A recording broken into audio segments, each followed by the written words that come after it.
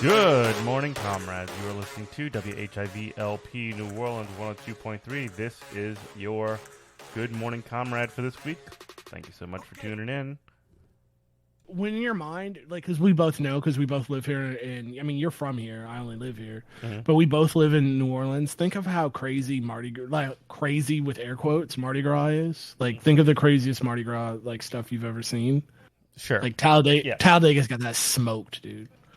I don't know if I believe that, right? Really? No, you will. Yeah, they do. Because it's like being in Fallout. It's like being in Bartertown. I mean, it is Alabama, so like it's got that going for it. It's there's nothing out there. Like the racetrack, they're really like people camp out there. Like we're camping. We're tent camping. Who are you going with? Aaron and I. So we're tent camping at the track, but it's not like, oh wow, this is like a mecca of auto racing. Like you have to. Like people who you're like, oh, you want to stay in a nice hotel? Well, you can get bussed in. We've got a shuttle service 2 hours from Atlanta. That's the closest hotel. Or Birmingham. That's the closest hotel. Yeah, dude. There's nothing out there. Look at a map of Talladega. Like there's just forest and a racetrack, a super speedway. Why they put it there? Because of the noise, I imagine, when it was built. I mean, there's just like, and like it's regionally close to, you know, think about it. Like Bill France, the kind of he's the godfather of NASCAR. He pretty much made NASCAR a thing. You're regional to your whole fan base. You know, you're 5 hours from Louisiana. You're like a couple hours from Florida, Georgia, Tennessee, Alabama. Like it's like the center of the world. Yeah, exactly. So like the track is so sick, dude. It's so why sick. is it? What makes it sick? Well, it's like super long. Let's see how long. Let's Google it real quick. See how long does it take? Talladega Motor Speedway.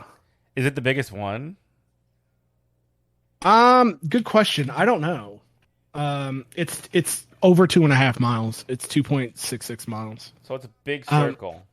It's so huge, and like the track, like it's banked so high. Like the banking is so high. Like there's videos of people because they'll let you like walk the track. You can drive your own car on the track like during the week for like $20 or something. They probably make so much money with that.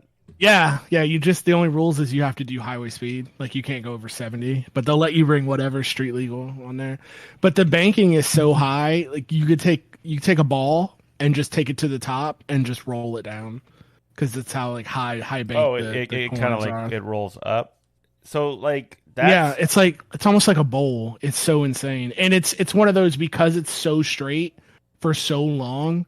It's one of the restrictor plate races. Like it's one of the reasons like that in Daytona are the reason why you have to have a restrictor plate. What's a restrictor plate? So a restrictor plate is this piece of metal that goes over the I don't know what it goes over. Some piece of the engine. Like I like stock car racing, but I'm not like a super car guy. I couldn't tell you what's going on under the hood. But restrictor plate goes over and it stops the engine I'm saying this all wrong. It stops the engine from getting like the maximum amount of like air intake it can. It's a reverse turbo. So what it does is it slows the car down so you can't go over a certain speed. Okay. Like there's a max speed at Talladega or any course that requires a restrictor plate. So there's a max speed you can go, and the reason why that is, well, it's a car race. You're asking why would you want to restrict the speed? Because at those speeds and at that speed for that long, if air gets under there, the car will just break gravity. It will release drag and just fly in the air. Yeah. Like it still happens on wrecks. Like if a car can get under another car and put it up, like that car will catch air and just go. But it used to be that the cars were so fast that they would just literally take off like planes. So they had to do restrictor plate racing. Now the devil's bargain with restrictor plate racing is that, okay, so now you've got the cars going slower, that should be safer, right? Wrong. Because what happens is a guy's cars can't pull away from each other. So it used to be like, when Earnhardt was racing before restrictor plate, like for example, Earnhardt would be, he's crazy. He'd be like 3-4 laps in front of guys. He'd just be lapping them. So you had all this like open room to maneuver. Now everybody's just piled up. Like we're gonna see during like, especially the trucks maybe, but once it gets to the ARCA cars, which are the step below the Cup cars, we're gonna see like, if I don't see at least 6 wrecks, it's gonna be disappointing. Damn. Like it's gonna be insane. They literally call it the big one. Like it's not, is it gonna happen? It's just, when is it gonna happen? How many cars is it gonna take out? It's going to happen. There's a good Tony Stewart after a race. He killed a guy one time. Yeah. There's a good quote of his. It's like, "Oh, how was the race?" He's like, "It sucked. It sucked." He goes, because he's being sarcastic, because he hated Talladega, but he'd be like, the race was way too clean. He's like, if we didn't demolish half the field, because there were like a couple wrecks already, but he's just like, if we didn't demolish half the field, we didn't give the fans their money's worth. He's like, and if half the field's not demolished by the checker, we should just run another 50 laps until like we kill somebody. That dude like literally. Crazy. That dude literally has no regard for human life. Do you remember when he ran a guy over on like a dirt track one time? Yeah, I do. He just like straight up ran somebody over. That's a bad accident. Like, he didn't mean. I mean, it wasn't malicious. It's just one of those things. You should have never. Yeah, you shouldn't have been out there. That not Tony Stewart, the other guy. That was totally on him. I guess. To be honest, shouldn't be anywhere near that. But wasn't it that just talking about race car drivers dying? Wasn't it?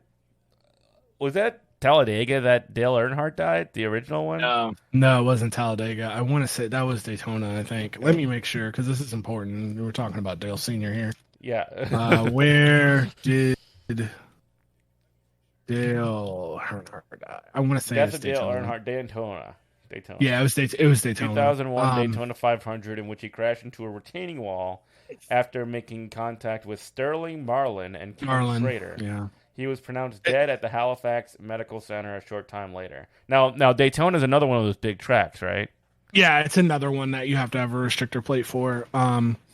Daytona, it's 2.5 miles. So about the same as Talladega. Yeah, just about the same. Daytona is like that. How he died in that, it was so sick. Like, he had a basilar skull fracture. Yeah, it was just like the hit didn't even look that bad, to be honest. Like the stuff that people walk away from, it was one of those ones where it bounced his brain in there like just right and killed him. The story about that is so sick too, because him and his son, like Junior, were racing at the same time. Yeah. And they were on the same team, like Dale Earnhardt Industries. Mm-hmm. And he threw that when he hit Sterling Marlin. He threw that block on Sterling Martin to get Junior by to win the race. So his last memories are like trying to push his son to the front to win a race. It's crazy. Yeah, it's really fucked up. I'm sorry. I know we're doing radio things. I'm sorry, Cursed. Should note what time this is. Seen on a live television broadcast with more than 17 million viewers. Yeah, was highly publicized and resulted in various safety improvements. I mean, if you look at the everything changed after Dale died. Like, you should, like, the way the cars are, all the safety equipment. If you look at a car, like, look at what he drove, it literally was a stock car. It wasn't any different than going to get a Chevy Malibu or something like off the lot and just putting, Hoosier slicks on it. Mm-hmm. It was barely different than that. But if you look at these cars that these guys drive now, they're so far away from stock cars. They are so much away from stock cars to where like the Model T is from like the Mustang. Like, you go in there and you can't, like, you sit in a stock car, you're in a steel coffin. Really a steel and mostly aluminum coffin. because you can't, you're locked in there. Like you can't move your neck. Like I don't know, we're doing radio, but in the side of your head is just braced. It's like cushion. Yeah, it's a brace. Like you can't. So you're really relying on your spotters in the tower, because if you're trying to pass somebody, they have to tell you, you know, you got 3 up, high. You're clear. Like you had, like, because you can't look to the side at all. So catch me up here a little bit too. I like we're on racing cars and that kind of stuff is a topic, and I'm just sort of like, I didn't mean to go here today, but like I'm kind of fascinated by where we ended up, I guess you could say. Like like this is a sport that is like literally just a completely team thing. It's not like the driver is like the entire thing. You have like multiple drivers playing on the same side that are like it's almost like stables in wrestling, right? Yeah, absolutely. So it is a team thing, but then the drivers are the ones that are going to get all the accolades, and they're like the quarterbacks of the. But it's like you only have quarterbacks, right? But the driver's is the one that's going to tell the team like what he needs. The driver's going to be like, right. But we're loose, like take it. But the team is everything. A good driver, like my favorite driver is Bubba Wallace, like Darrell Wallace. And he's finally got a decent car. Like he's been like with Richard Petty Motors for so long, and it's like they just weren't good. And he's just been snake bit for so long because like his team just kept screwing up. And so now he got a decent team, and he like eked out a win. Well, I guess like also what I mean is it's not just like one driver. It's like you have multiple drivers with multiple cars on the same team, right? Yeah. You can have that, absolutely. If you have like the money to make it happen, essentially. Yeah, and do they want to help each other out? It depends. It totally depends. It depends on how they personally feel about each other. That's wild. And then like the relationship, it doesn't even matter. Those relationships can get formed even if you're not. So like, does Sting on the trust same Lex team. Luger right now? Like, no, that's honestly that's how it works. It's more like hockey than pro wrestling, because like there's the code. Because when in any kind of event, any kind of thing where you've got guys who, a sport where if things get out of hand, like hockey, for instance, you're running around with sticks in your hand, and heavy wooden sticks and literal razor blades on your feet. Stuff can get out of hand if you don't have some kind of like, I'm not even talking about the official rules. Like they literally call it the code. It's that you try to injure our star player, we're going to get you. Maybe not this game, but the next time we play, it could be 3 months from now. Like that's why you'll see hockey games back in old time hockey to where the puck would get dropped and guys would just drop gloves and just start fighting. Period. The second one, period one. Because this is boiled over from 4 months ago, from the last time they played. So and it's like racing is the same way. So if you like let me draft off of you, and then like I will help you out. But if you try to like put me on the wall, or you try to come drive way too aggressive on me, I'll remember that. And when I got a chance to do the same to you, I'm doing it. My favorite thing about like old hockey, and make no mistake, like hockey is probably more watchable now as far as a competitive sport than it probably has ever been. But like, there's something that was really cool about the fact that there was like there always used to be like one giant dude on every team who like could barely skate, he could barely pick up a stick, but he could throw fists like nothing else. Like that's kind of awesome, you know? Like you gotta love that. Yeah, he's an enforcer. That was his whole job. Was to go take 5 for fighting. Funny, you know, to keep with the, you know, the show thing. Talladega has a history of labor history. Yeah. Because back in the inaugural race, the drivers had a union. And the most NASCAR drivers had a union? Mm-hmm. And most of the drivers walked off. For whatever reason, I'm not describing this well, but they walked off and they had to get like replacement drivers from like lower circuit like drivers. And then they also had they walked off, they had a union, they walked off, and then also the tires were unsafe because this was the first like super speedway That and Daytona were the first two super speedways, and Talladega was like new, but it was rushed and like it was super rough and it was destroying tires. Oh, so that way, like it was Goodyear because of these high ramped up walls. I mean, I imagine they had a deal with Goodyear, and like Goodyear was making bad tires, and so like a lot of drivers were like, "This is unsafe. I'm not driving this." Good. And Bill France was just like, "Y'all got to drive," and he's like hell we do. We're not doing that. But yeah, there's like a labor history along with Talladega. We gotta look into that. That would be pretty. The track is and it's supposed to be like an Indian, like indigenous land. So apparently, there's the whole curse. There's a curse. Wait, hold on. There's like a Talladega curse. Really? Yeah. It's just like that's why there's always the big one, and that's why like guys just like dread it because it's so fast and so it's so crazy to almost like the near unsafe until so. The curse is apparently off, though. Obviously, I don't believe in any of this. This is all nonsense. Because what happened in the 90s was it was like Seminole. It was Seminole Indian land, right? And the Seminoles got pushed down. No, whatever the tribe was that was in Alabama at the time, right? They got moved off their land. They went down to Florida. They became a new tribe. They became the Seminole tribe. Well, in the 90s, there was a driver who... I have the thing up.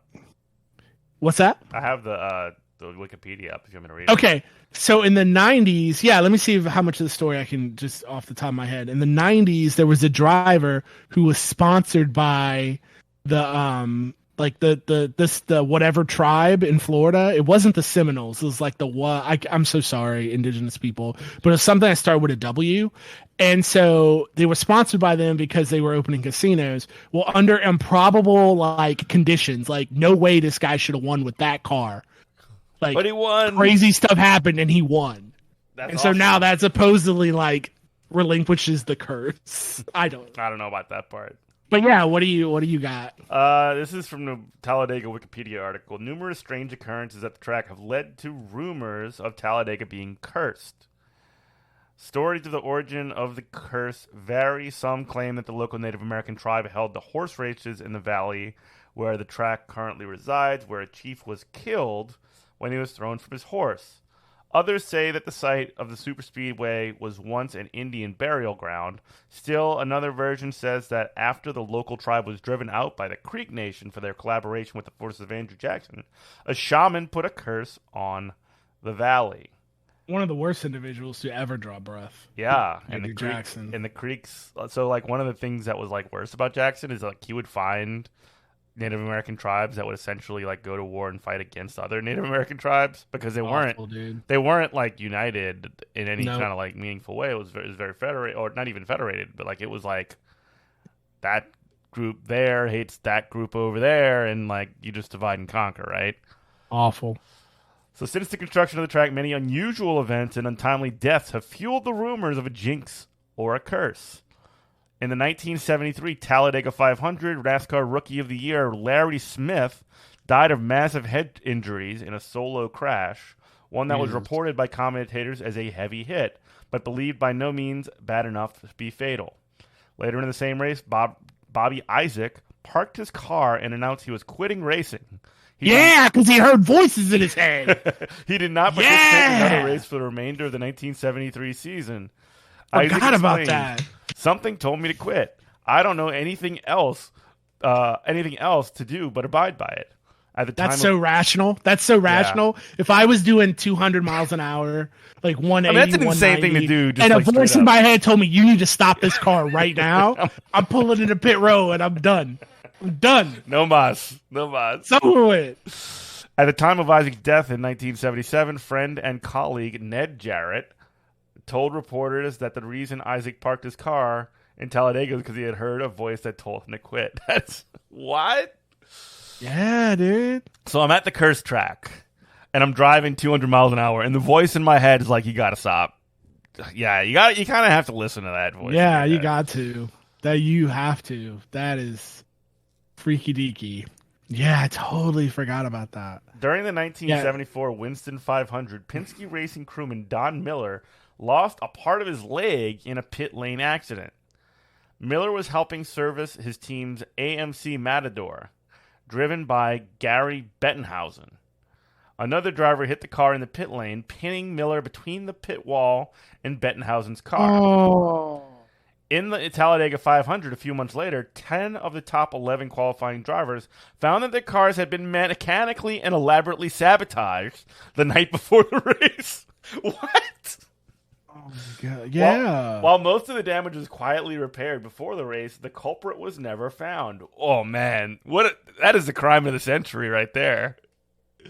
Yeah. Did they mention the guy too? I don't know if it was Talladega.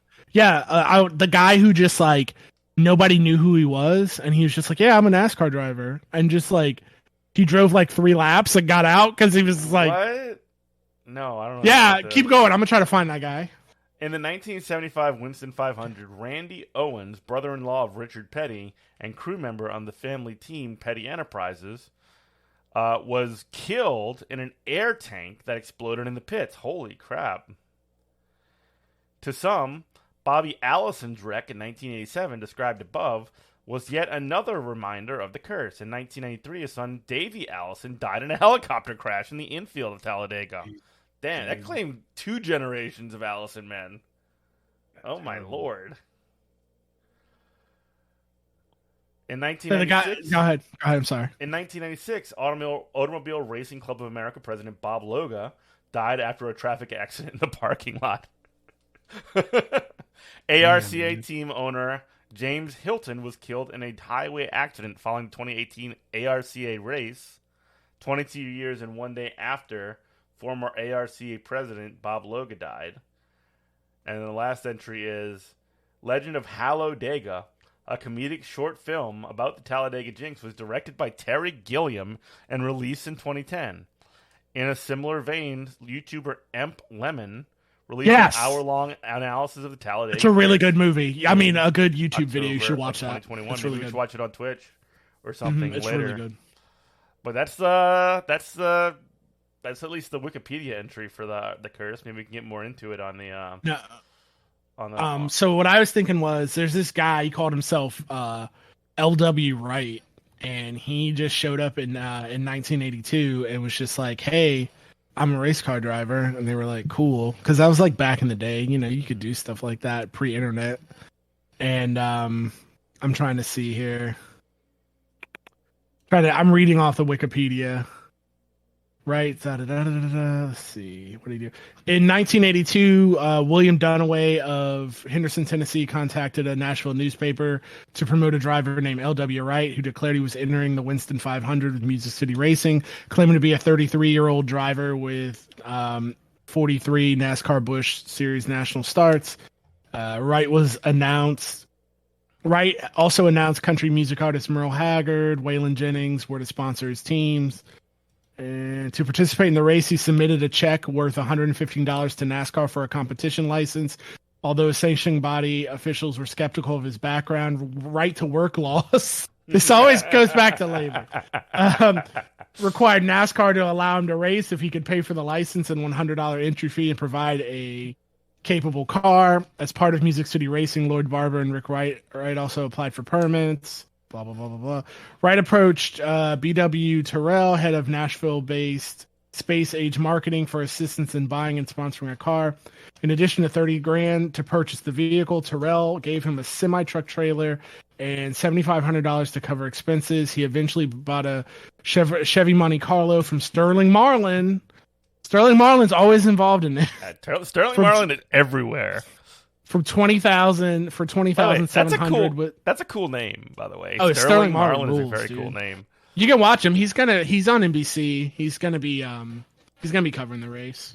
Yeah, he's a cool guy. I'm probably not gonna watch it. I'm not gonna lie. No, you should definitely watch it. Right. It's on Saturday and on Sunday. It's on Saturday and on Sunday. It's on Sunday. The big race. So there's racing on Saturday and the big race is on Sunday. Well, I'm gonna be watching football. But anyway, don't even talk about this, guys. They tried to like do arrest warrants for this guy and everything, and they never caught him. No, like he just drove like 3 laps and got off the track. That's awesome. Hilarious, because he was going so slow. How do you get away? Is my question. Like, how do you get out of there? He just walked away, dude. He just walked away. He just went into the pits and just walked out of the arena. Later. So dope, man. Apparently, a guy on his deathbed has like been like, "I'm the guy." Yeah. But sure, all right. I would do that too. Nah, that's too dangerous. I wouldn't do all that. No, like on your deathbed, you're just like, oh yeah, absolutely. I was totally. Get somebody killed. I did the cool move that where I just like pretended to be a racer for a little while and just stopped. So cool.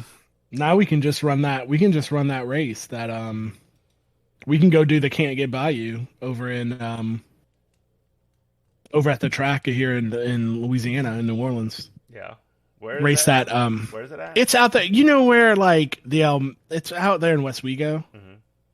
And whatchamacallit, I keep wanting to think, what's the YouTube channel? Not Donut. I can't remember who does, but they do the 24 hours of lemons. So you can just take any car, and as long as you've got a roll cage and like the safety stuff, like you can go drive. Nice. It's so dope. It's pretty cool, dude. But yeah, what's been going on in the world besides? I mean, we've already burned through 40 minutes of just race car talking. Race talk. I like it. I mean, I have some thoughts about what's been in your head. What's been kicking around in your head the last 20 minutes of our show? Not that much has been kicking around in my head. I just am like curious as to why people are mad at Lizzo. I don't care about that. You don't care about that? Like apparently she played some kind of flute or something like that, and everybody's just mad. It's just culture nobody like stuff. Because she's fat and black. Okay. And fat black people shouldn't be famous. They shouldn't never be seen or heard, I guess. Absolutely. I don't know. Absolutely. That's their cardinal sin, being fat and black. Like I don't really care for Lizzo, but I mean I don't give it what I like the idea of anybody being like, this is dumb pop music. Like, why are you mad at her? You're mad at her because she's fat. The interesting thing about like a lot of this culture war stuff is that like people feel like they have to care about it. Yeah. And it's almost like a social impulse to do it. And I'm just sort of like, I don't know. It's it's just like a reason to just like fight socially that doesn't have any actual stakes. You know what I mean? Yeah. No, absolutely. It's just team sports garbage on all sides. And I don't mean like I'm better than that stuff, because there's so much dumb stuff that kicks around in my head. I'm not better than anybody else who like follows, that kind of stuff. But at some point I'm just like, okay, that's enough. Like this is, it's not even like that's enough. It's like, okay, this is obvious bait. Yeah. Like this is obvious bait, and I don't really care. I don't care what Ben Shapiro has to say about Lizzo. Like I don't give a shit what he has to say about things that actually matter. You think I care about like what he has to say about a pop star? I don't.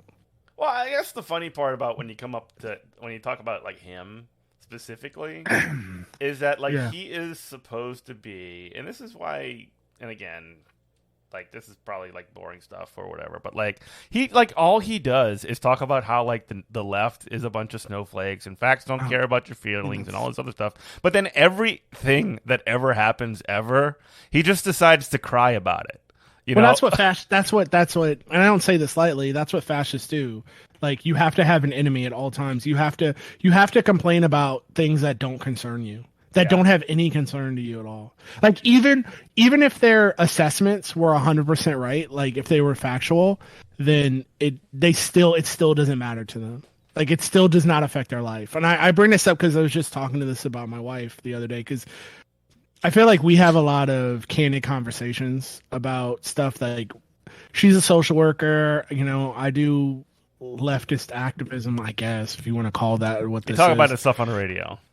And you do, but I'm just like, so we have conversations that we wouldn't tell people about because they just wouldn't be taken the right way. But I'm going to tell you and all the random people listening to this. Yeah, all of our lovely listeners who we love. One of the conversations, but hopefully it'll make sense. But so we talk about stuff about like she's a social worker and she has trans clients, so we talk about stuff like talk about trans issues and like the difference between sex and gender and all that, and the stuff that like our audience already knows about. You don't need to school on that. But my point is, with a guy like Shapiro who will like rage against, like, let's say for example trans people, like, because that's what's popped in my head, he'll rage about that. Let's say we lived in a reality where Ben Shapiro was 100. Everything they said about trans people, sex and gender are the same thing. Blah blah blah. Like you can't change. Like in a million years, they're gonna dig up your bones, and you're still gonna be whatever sex you whatever they're talking. I'm sorry, I'm cursing up a storm. Yeah, you are. But you're making me edit a lot tonight. I know. I usually don't do that. I'm usually really good. But let's say that Ben Shapiro was 100% right? Everything he said was 100% factual. So give him that. The things he's ranting about do not affect his life at all. No. Even if he's correct. Yeah. So it's like you have to be mad at it for absolutely no reason. Yeah.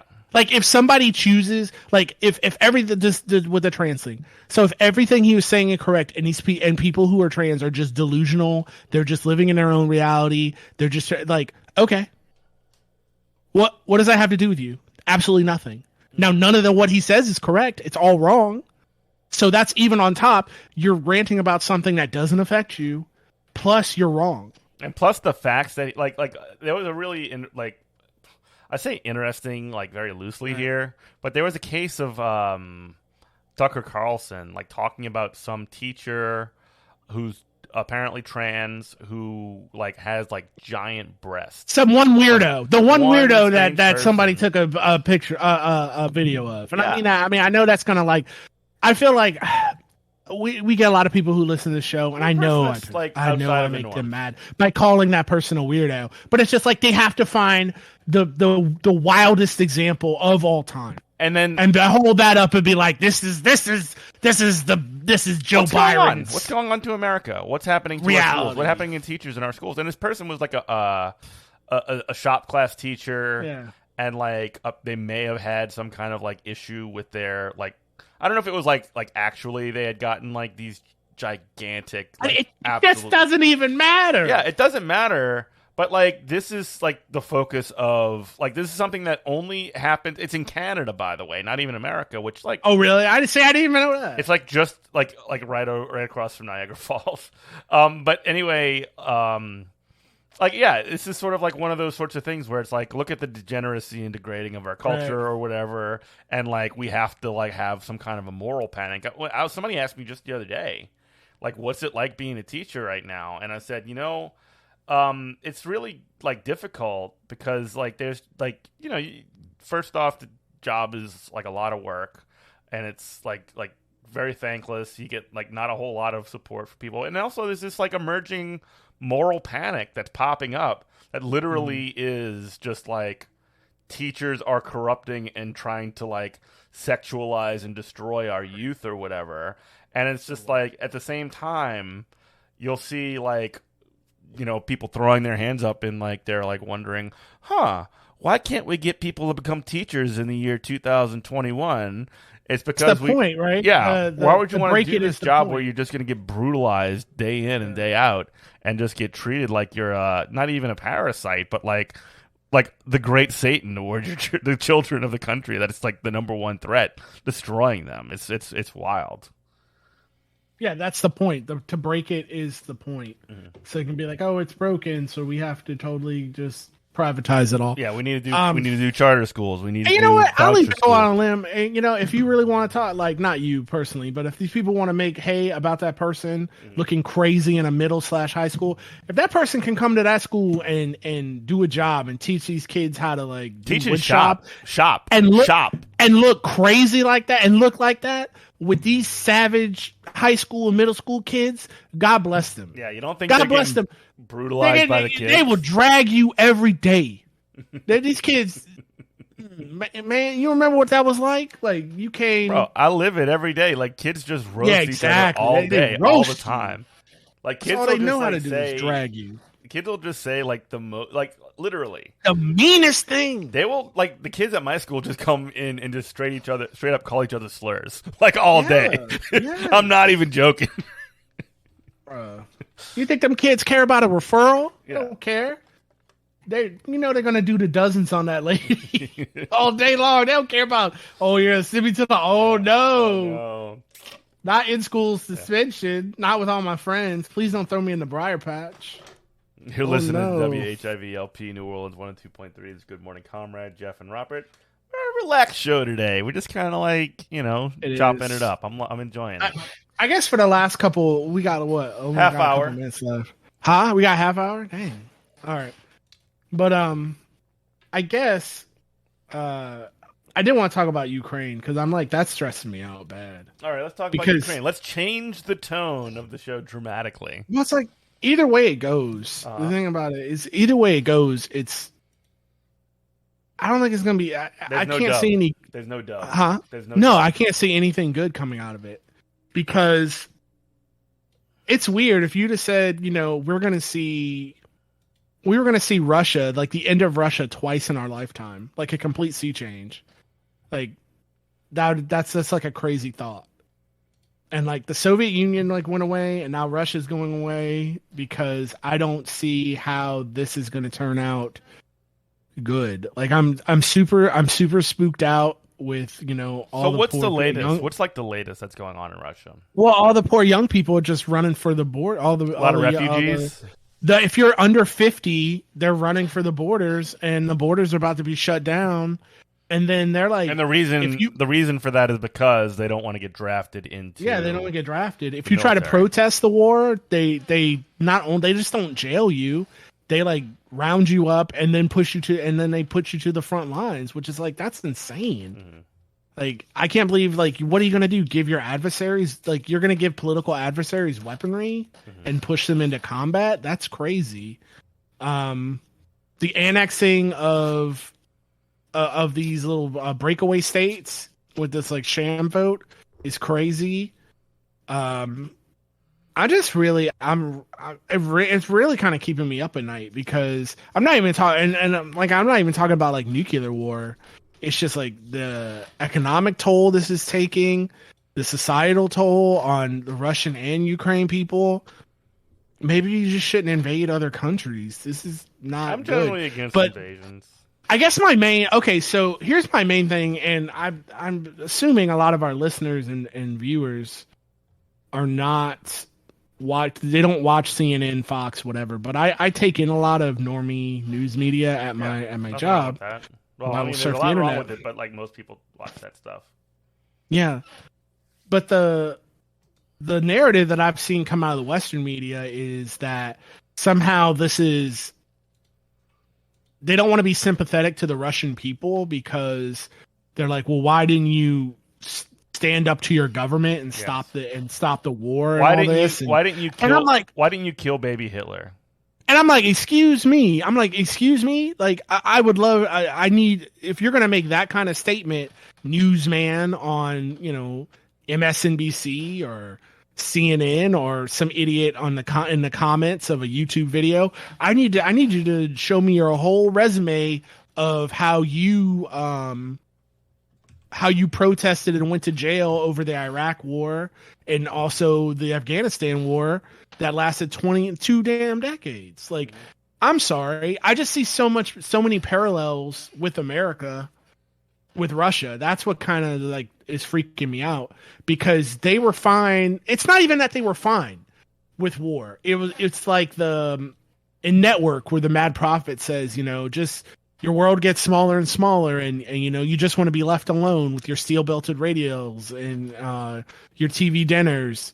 And that's how like people in America feel, and that's how people in Russia are the same way. Like, we put up with so much here. Like, why isn't there a revolution in America? Because socialist revolution, so many people are mad at this. And I'm like, because the Masked Singer's on tonight. That's why, dude. Because Talladega's this weekend. Like, we kind of have it too good. So where we've made the silent deal, the same deal that the Russian people have made of just like, we don't care, government, what you do. We don't care if you run Guantanamo. We don't care if people who signed up for the military get killed in Iraq and Afghanistan. Just leave us alone with our PlayStation 5 and our Twitch and our, and our Masked Singer, and we'll just kind of toe the line. And that's the same thing the Russian people did until they started coming for the average everyday Russian person and be like, you got to go die in this pointless invasion. And now people are fired like, up, right? They're like, I didn't sign up for this. I was letting y'all do whatever you wanted to do, and now you want me to go do it? No, go hire more go get more mercs from the Wagner group. Like, don't look at me. I'm just your average everyday Russian citizen, and we have the same mentality here in America. And that's my point. Is like, I don't want to hear this chastising of the Russian people. It really irks me. And I'm like, what did you want them to do? Have like a violent overthrow of the Kremlin? I'm like, that'd be super cool in Minecraft, but like that's probably not going to happen. So it's like the same thing here. I mean, if it happened, it would be cool. But yeah, again, the expectation, like again, it's like expecting like why didn't you punch out God? You know, like what's going on here? Why didn't you do the impossible?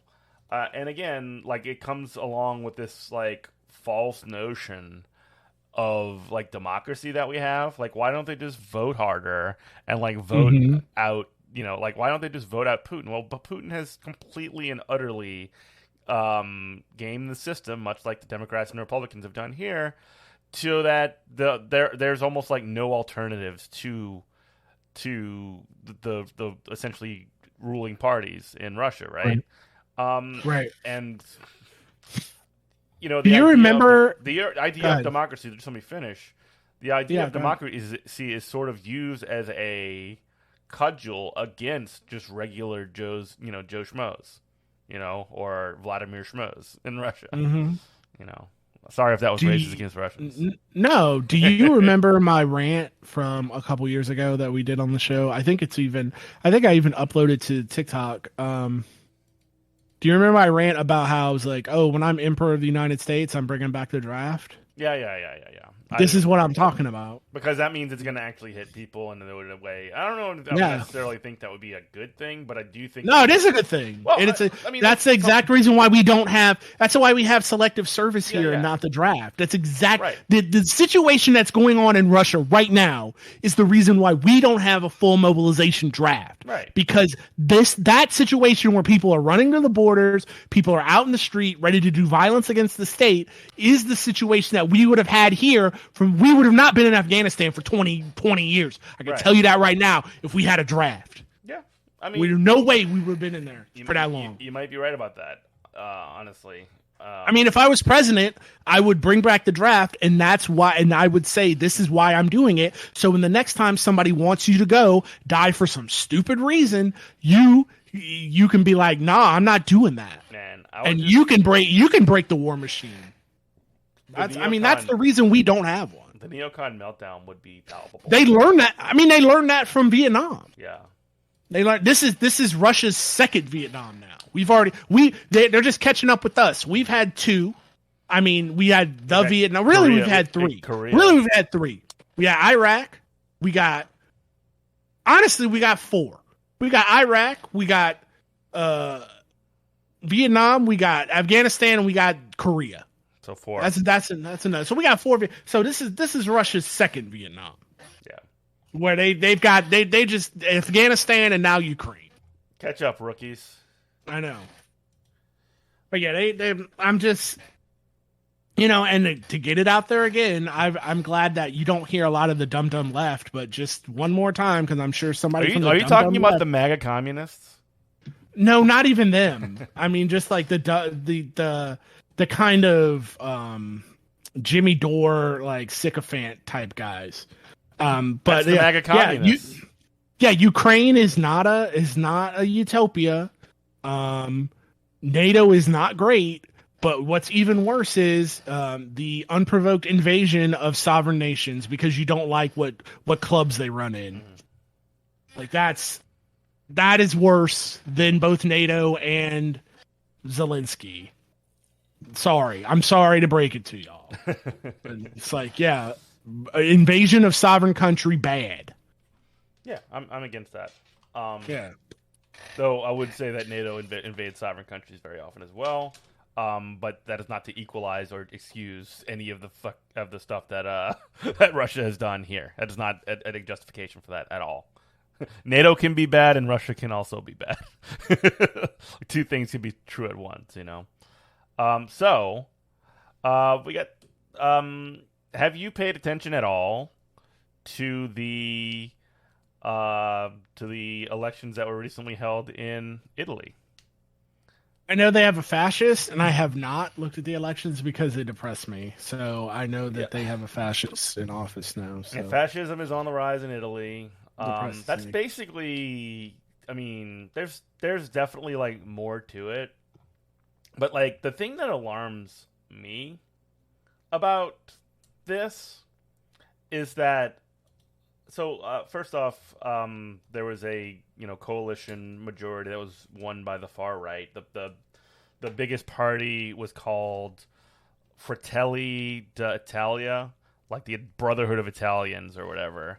And the leader of that party, who's going to be in coalition with Silvio Berlusconi's government, who is sort of like a hard right, sort of like neoliberal type party.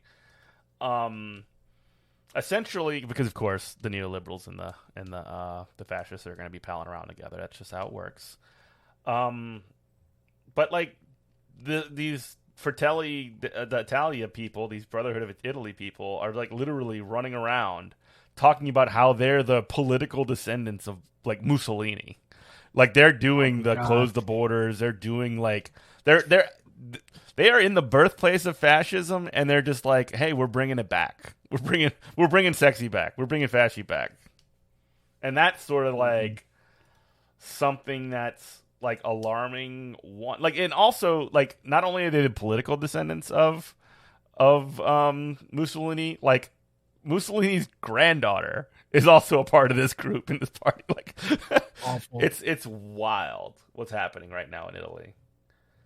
No, it's really awful, and this is what happens when capitalism breaks down. Yeah, It's the people are going to be like, well, we're going to do socialism or we're going to do fascism, and people are choosing up. That's why we say this all the time. The socialism or middle cannot barbarism. hold. It cannot. Yeah, There is no middle. There is no centrism. yeah, it's not Pick a a real side. thing. It's not a real thing. Like the centrism move is literally just like choosing the slow road to fascism, as opposed Hmm. to any kind of anti to that. So yeah, I definitely agree with you there. Nailed it, brother. Um, that and then also, I don't know if I mean, I'm sure you've been paying attention to this because a lot of your old hometown just got clobbered by another hurricane. Well, and luckily it missed. Yeah, It missed my parents. let's talk about it. Let's talk No. about Hurricane Ian. Yeah. It wobbled and It was missed Tampa Bay. did it hit as a 5? No, I think it was a 4, but it's like 1 mile an hour off a 5. But the Yeah, thing is, like, yeah. So ever since Tampa Bay has not been hit by like a hurricane of any significance since like the 70s or it's in a pretty something. Or solid spot. I mean, like on the sort of yeah, like inner thigh of Florida a little bit. You know what I mean? yeah. Like Katrina was supposed to hit Tampa St. Pete, and Mm. it turned, and this was, and it turned, and so it missed. But honestly, it's even worse though because where it cut across, how it cut across inland, it hit the poorest people in the state. Yeah, Like people like you think of, stereotypical like Florida man living in the middle of the state, you know, trailer parks and stuff like that, stuff that cannot survive in those kind of winds. Like that's who it hit. It's gonna be bad for a long time. It's like millions of people without power right now. But and this is I'm so something that sorry for all keeps the people happening. whose like path it was in. I really am. I mean, Hmm. I'm sitting here like glad it missed my parents, but Well, that storm was real bad. I was real worried. yeah, and it also kind of always feels when one of those storms does hit somewhere else, like we were kind of like obviously when a storm gets in the Gulf, uh, New Orleans usually has its 48 hours of freak out just 'cause, when you're trying to figure out where this thing's gonna go. We were never like seriously plotted like in the whole like path of this one, but you never know, right? Right? No, And for sure. and then all of a sudden there's just sort of like this phew, like thank God that's not hitting us. But then like if it's not hitting us, it's gonna be hitting somebody else, and it hit Panhandle area pretty bad. Or was it Panhandle or like Central Florida? Central. Yeah. So shouts out to all the people out there. I know I had a couple of friends that checked in, said that they were okay out there, and I know there's a couple of efforts. I know that there was a sort of a special meeting for the DSA Mutual Aid Working Group. Shouts out to them to kind of like find ways to coordinate a response out there, because we know the government's not going to do it in any kind of timely fashion. No, we need anarchism. We need mutual aid. Yeah, I mean, you can call it anarchism if you want. I don't care. Just people helping people is what's important right now. Well, I mean, it's literally without state action. That's anarchism. So yeah, and then I don't know. Last couple things. This was something that well, two things. One, well, no, let's just talk about this one. Because it's Halloween time almost. We're hitting into season. We had like some really nice weather hitting. It was actually like chilly almost today. Probably in the 70s or so. So it's really getting to that time of year. And with Halloween coming up, the Denham Springs Police Department wants you to know about this very important message. Are you ready? This came across my email at work. Are you ready for this? Yeah, I'm ready. Go ahead. With Halloween fast approaching, please watch out for these. And it's just a picture of, like, pills. Please watch out for these. They look like Sweet Tarts, Skittles, or some may look like bubblegum. They are called Rainbow or Skittles Fentanyl and can be deadly. They can also be disguised as other favorite candies. Please pay close attention to your child's candy, especially at trick-or-treat time. It's just like obviously drugs that are like on this picture that are here too. The Denham Springs Police Department. Thank you for that, Denham Springs Police. No one is giving away drugs that cost actual real-world money to children for fun. Have you, when you were a kid, did your like parents or like teachers or whatever tell you like, just look out, somebody might be putting razor blades in the candied apples or whatever? We always had the oh, that's how they get you. The first hit's free. They're just going to give you some crack. And I'm like, that doesn't make any sense. Don't you sell crack? Like why would I do that? Why would you give away? No, nobody's doing that. And it's weird how they had to go to fentanyl now.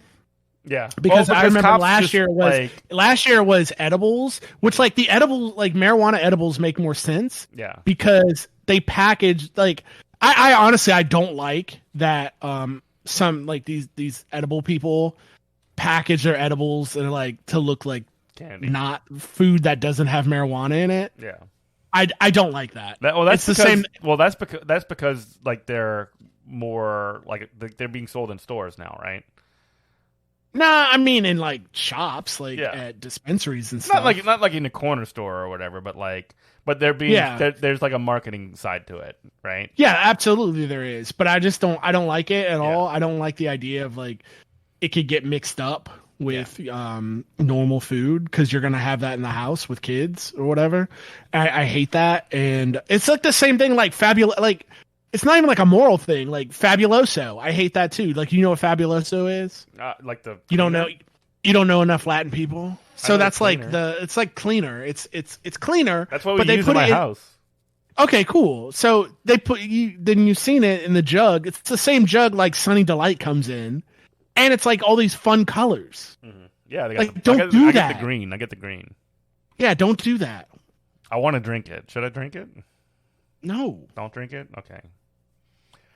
The other thing that's very funny about this is that, like, of course the Denham Springs cops had to say it was fentanyl because, like, that is the scary drug that, like, that cops just flip out over now. Yeah, like, if a cop thinks about fentanyl, they die. They just think about it. That's so, it's like, have you ever seen, like, the videos of just, like, cops freaking out over fentanyl? It's so awesome. It's like, choose the vision of your destroyer. And a cop just, like... Who thought of fentanyl, and then just all die, you know? It's like the giant fentanyl man. Yeah, like a cop would just like somebody has like a little tiny like they do or they don't have like a little tiny like thing of fentanyl on them, and the cops are just like one person starts like flying down and starts like convulsing like he's having a heart attack or something. Like these videos of cops and fentanyl are incredible.